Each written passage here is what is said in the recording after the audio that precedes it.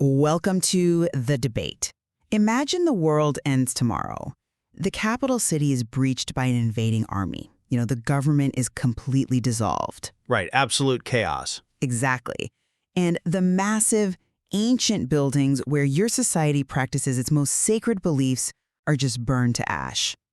Historically, when we look at the collapse of ancient civilizations, there is a very predictable, very final sequence of events that follows that kind of devastation. Yeah, the elites are dragged off into exile. Right. The elites are exiled, the culture assimilates, and the religion just dies. It goes extinct because in the ancient mindset, faith was inherently tied to geography. It was tethered to the physical stones. The system is entirely localized. The physical hardware is destroyed, so the operating system crashes. You simply cannot worship the god of the mountain if you've been, permanently dragged away from the mountain. Exactly, but today we are examining what is arguably the greatest exception to that rule in human history. We're looking at the radical historical and theological shift from the pre-exilic Israelite religion, meaning the belief system before the Babylonian exile. The one centered entirely on temple sacrifice and agricultural festivals. Right, centered on that specific geography. We are looking at the shift from that to post-exilic Judaism, which became a religion centered on a portable text, constant study, and a community of interpretation. We're examining how a society survived the end of its world by basically downloading its entire worldview into a completely different format. And at the absolute center of that transformation is the highly contested figure of Ezra the Scribe. He arrives in Jerusalem in the mid-5th century BCE, but the real debate is about the mechanics of how that shift actually occurred and, what Ezra's true motivations were. And that is the core of our disagreement today. I will be representing the perspective that Ezra the Scribe was a brilliant, unparalleled theological visionary. My position is that Ezra intentionally changed the operating system of the religion. The software update. Yes, exactly. He saw that the fragile geographic hardware of the physical altar had failed catastrophically, and he deliberately shifted the faith to the indestructible software of Torah study to ensure its survival across centuries. I come at it from a different way. I'll be representing the opposing perspective, which is that this shift to a text-based religion was not, some grand prophetic foresight. Rather, it was fundamentally a pragmatic, bureaucratic adaptation forced upon the local population by the Persian Empire. Forced by the empire, right. Exactly. In my view, Ezra acted primarily as an imperial administrator who used text to exert administrative control.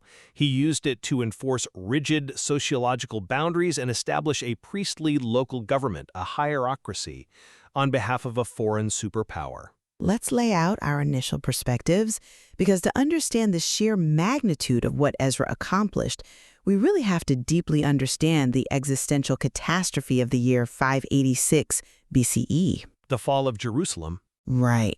When Nebuchadnezzar II of Babylon breached the walls and destroyed Solomon's temple, it wasn't just a military defeat, it was an absolute theological collapse. Think about how ancient religion worked. It was incredibly visceral. Blood and smoke. Yes. It was inextricably tied to physical hardware, bronze altars, specific terrain, the smell of roasting meat. There was a sacrificial cult that simply could not function with that specific sacred precinct. When the temple fell, the very mechanism for interacting with the divine was obliterated. The god had, quite literally in their minds, abandoned his house. It was a total, unmitigated system failure. The bridge between heaven and earth was broken. So when Ezra arrives in Jerusalem over a century later, around 458 BCE, his response to this generational trauma is nothing short of a deliberate theological revolution. I want to point specifically to the foundational moment described in the biblical book of Nehemiah, chapter 8. The Watergate scene. The Watergate in Jerusalem, exactly. Ezra gathers the entire community together, but he doesn't build a massive altar. He doesn't prepare a grand sacrifice. Instead, he builds a wooden platform specifically for reading a scroll. He reads the Torah out loud, and the Levite stands among the people, actively translating and interpreting the text from Hebrew into the common Aramaic. They do this so that the masses can actually understand it. In that single masterful stroke, Ezra intentionally transferred the locus of divine authority from the bloody altar to the portable scroll. Creating the prototype of the synagogue. Exactly. He decoupled God from geography. Well, that is a beautiful poetic image of the Watergate, but we have to look at the cold, hard historical reality of the Persian imperial framework here. Ezra didn't just wander into Jerusalem out of the desert as some rogue prophet with a brilliant new theological idea. He had backing. He arrived heavily backed by the greatest superpower of the ancient world. He carried an Aramaic royal rescript from King Artaxerxes I. This document explicitly granted Ezra the power of a Persian minister of justice. It came complete with the authority to enforce his laws through the death penalty, banishment, confiscation of goods, and imprisonment. But the crucial thing is how he used that authority. He used it to institute the Torah. Right, but he used the bureaucratic tools of the empire to do it. This grand shift to a text-based religion wasn't a purely spiritual pivot. It was an adoption of Persian imperial administration. Look at the material evidence that surrounds the text itself. What do you mean, the script? The very script of the Torah was changed. Ancient Israelites, before the exile, used a flowing Paleo-Hebrew script, but Ezra and his scribes brought the Torah back written in the Aramaic square script. Which was literally the administrative writing system of the Persian Empire. Furthermore, the sacred liturgical calendar was entirely overwritten. Wait, let me make sure I'm following the implication here. Are you saying the actual specific months of the Jewish calendar are just Babylonian administrative tools? Exactly. The months of the Jewish year you hear today, Nisan, Tishri, Kislev, those are Babylonian administrative month names. Tammuz is literally named after a Babylonian dying and rising god. It is like naming your most sacred religious holidays after IRS tax quarters. Wow.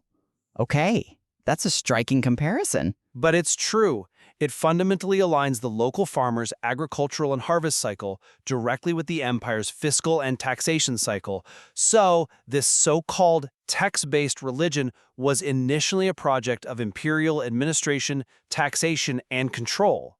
It was built with the tools of the very empires that had conquered them. Okay, but let's look at what's actually happening in the texts that document this period. If this was just about aligning tax cycles, the literature wouldn't reflect such a profound internal evolution. The scholar Jacob Wright has done a fascinating structural analysis on this. The contrast between Ezra and Nehemiah? Exactly. If you read Ezra chapter 3, it describes the returning exiles immediately reconstituting the physical temple altar and resuming animal sacrifice. It's a desperate attempt to go back to the old ways, the old hardware. But then, as the narrative peaks much later in Nehemiah 8, that altar is completely ignored. The climax of the community's restoration isn't a sacrifice. It's the entire community gathered around a scroll, weeping as they finally understand the words. That textual contrast isn't an accident. It proves a conscious, theological shift away from sacrifice as the ultimate center of the religion. It's an intentional reframing of how human beings interact with the divine. That's a compelling argument, but have you considered the imperial authorization thesis? This was heavily developed by scholars like Peter Fry. Let's think about how a massive empire actually functions. Okay. If you are the Persian emperor, you rule a territory stretching from India to Ethiopia. You absolutely cannot micromanage everyone. You don't want to station 1 million troops in every province. So what do? You rely on local governance. Yes. You demand that subject peoples codify their own local traditions into a single, cohesive legal text. You have them handed over to the imperial court for approval, and then the empire enforces it as Persian law. The canonization of the Torah wasn't necessarily a spontaneous, grassroots theological awakening. It was an administrative requirement for being a Persian province. So you're suggesting the creation of the Holy Book was essentially a bureaucratic chore? I'm suggesting it served a highly pragmatic purpose for both the empire and the local elites. Look at who benefited. By fusing the ancient role of the Kohen, the priest, and the Sofer, the imperial scribe, Ezra effectively created a hierarchy. A government by priests. Right. He established a local elite class of scholar priests equipped to manage the tiny 20,000-person province of Yehud on behalf of Persia. The text was the instrument of their political power. They collected the tithes, they managed the courts, and they had the backing of the Persian military. That's an interesting point, though I would frame it differently.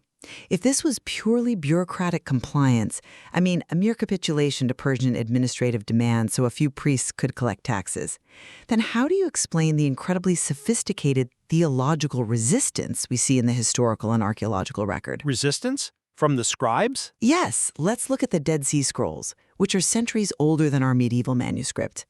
In those ancient scrolls, we see a phenomenon that the scholar Noah Mizrahi calls script switching. Oh, you're talking about the treatment of the divine name. Precisely. The scribes at Qumran wrote mostly in that new imperial Aramaic square script you mentioned earlier. But whenever they wrote the Tetragrammaton, the four-letter unutterable name of God, YHWH, they explicitly switched their pens back to the ancient pre-exilic Paleo-Hebrew script. Imagine typing an entire legal document in modern English, but every single time you type the name of God, you switch to an ancient medieval calligraphy. That is a conscious theological rebellion. It's definitely deliberate. It demonstrates that the community was highly aware of the compromise they were making. They were navigating this new text-based reality with incredible theological sophistication. They preserve the profound sanctity of the divine name while utilizing the new administrative script for practical transmission. That is not blind capitulation to an empire. That is a community consciously designing an interpretive tradition. Well, I will happily concede that they were sophisticated, but we really need to interrogate the human, social cost of Ezra's textual software. Moving away from a geographic temple sounds very enlightened, but when you remove physical walls, you have to create boundaries out of something else to protect your sacred core. Right. Sociological walls. Exactly. And Ezra created those boundaries out of human beings. I'm talking about the crisis of mixed marriages in Ezra chapters 9 and 10. Yeah, it is undeniably one of the most difficult, heart-wrenching passages in the entire biblical text to read today. It is brutal. Ezra discovers that the returning exiles have intermarried with the people of the land. Ammonites, Moabites, Egyptians, local women. His response isn't to hold a theological seminar to bring them into the fold. No, he reacts violently. He pulls out his hair, he sits in mourning, and then he demands the mass, mandatory divorce of all foreign wives and the absolute expulsion of their children from the community. If you read the text, men are literally sending away women they have lived with, abandoning their own children.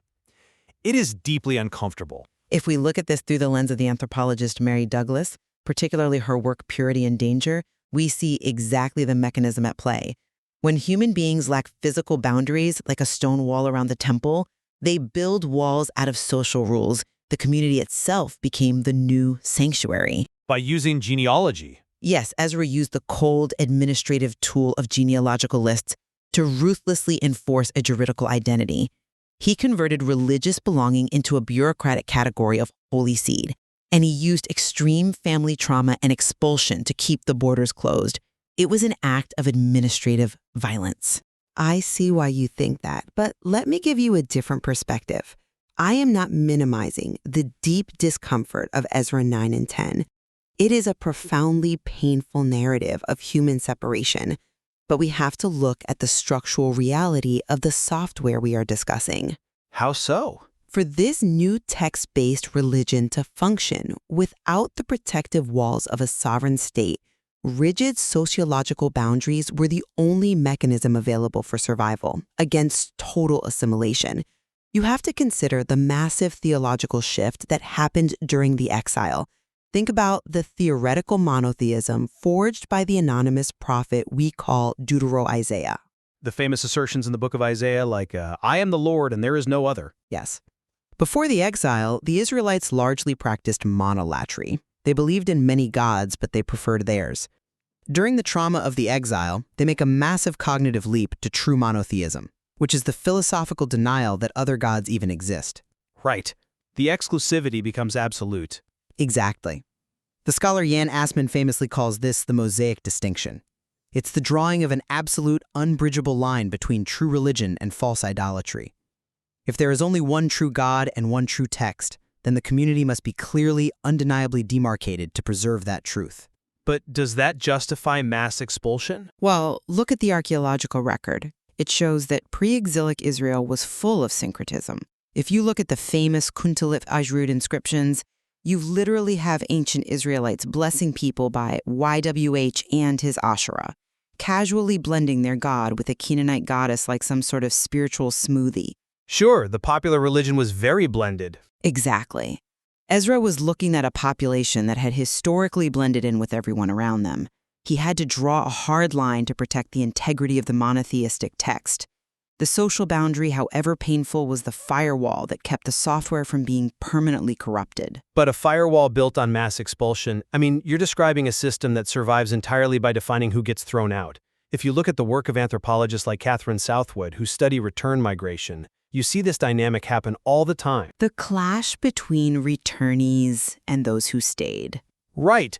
A group gets exiled, they live abroad, and when they finally come back, they suffer a massive identity crisis. The exiles who returned from Babylon felt deeply threatened by the people who had stayed behind and adapted to the land over the last 50 years.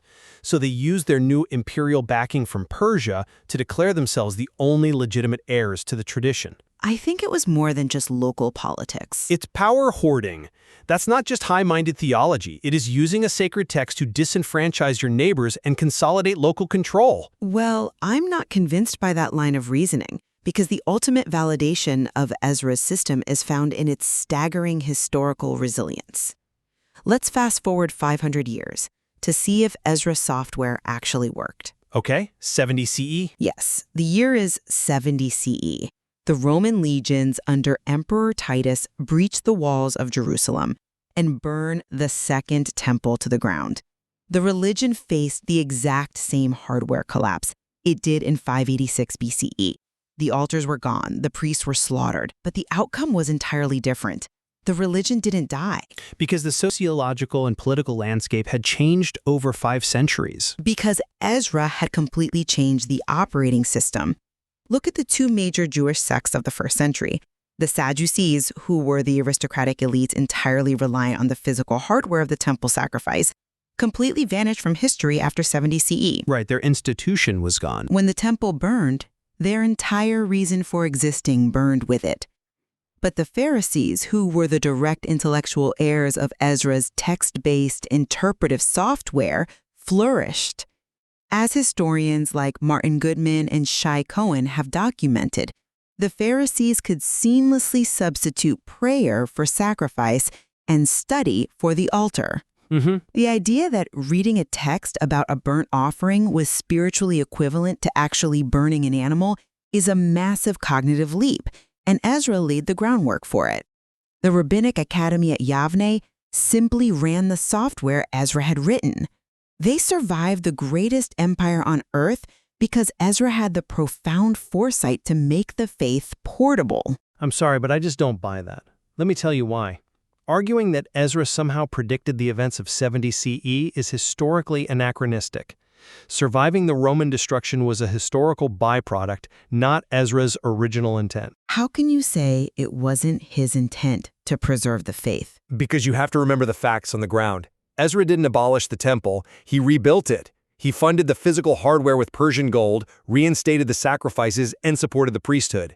He didn't stand up at the Watergate and say, hey everyone, we don't need buildings anymore. He didn't abolish it, true, but he decentralized its ultimate authority by elevating the Torah above the altar. But why did the textual interpretive class, those predecessors to the Pharisees, actually survive 70 CE? Not because they were magically foresightful prophets. It was because they had spent 500 years consolidating socio-political power under continuous foreign rule. They were dedicated scholars.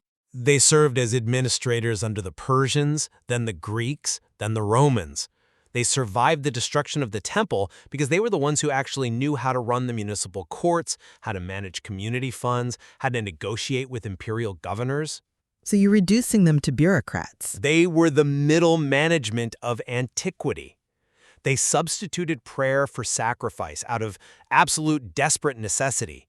But they only had the institutional power to enforce that substitution upon the wider population because Ezra had built them a deeply entrenched bureaucratic machine centuries earlier. But a bureaucratic machine cannot inspire 2 millennia of devotion.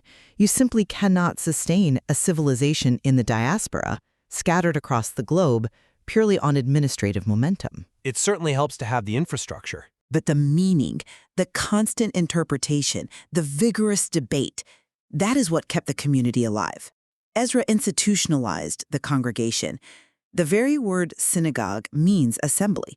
He created a revolutionary religious paradigm where 10 people gathering to read a text in a cramped room in Babylon or Rome or medieval Spain possessed the exact same access to the divine as the high priest standing in the center of the temple in Jerusalem. Wow. He democratized the divine. That is a breathtaking theological triumph, not just middle management. It is a triumph of adaptation, certainly. I mean, the shift to study is intellectually beautiful, but as historians, we must be brutally honest about the materials that were used in that adaptation. Which brings us to the core of what we've each been arguing today. I will summarize my position. Ezra the Scribe was the architect of an enduring civilization.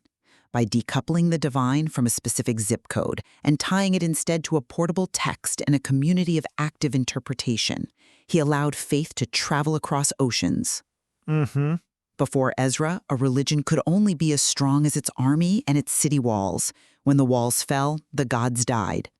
After Ezra, the religion lived in the minds, the arguments, and the daily actions of its people. He saw the ashes of 586 BCE and realized that hardware is always destined to fail. By elevating the Torah, he built a civilization out of paper and ink that managed to outlast the very empires that sought to destroy it. And my summary is this: we cannot and frankly should not divorce the beauty of that text-based study from its colonial, coercive origins. The architecture of this religion was built with the tools of empire. Right. Ezra's revolution was fundamentally forged using foreign Aramaic scripts, Babylonian administrative calendars designed for taxation, and the traumatic enforcement of exclusive ethnic boundaries. To celebrate the survival of the text without acknowledging the human violence of the expulsion of foreign wives, or without recognizing the consolidation of local priestly power, is to read history with one eye closed. The shift to text was an administrative compulsion first, and a spiritual sanctuary second. We are left then with a profound paradox at the heart of this historical material.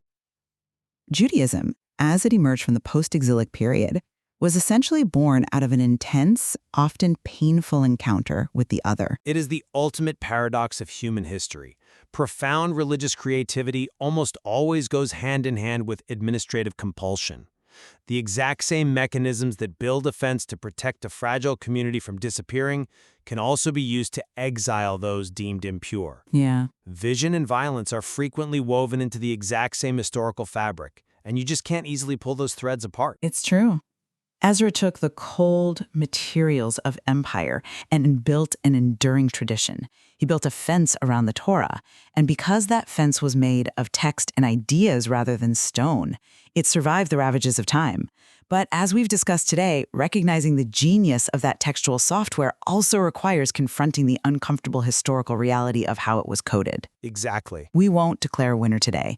The history of religion is far too complex for simple victories. There is so much more to explore in the historical and archaeological material, from the Elephantine papyri in Egypt to the deepest caves of the Dead Sea Scrolls. Absolutely. We encourage you to dive into the source materials yourself to form your own conclusions.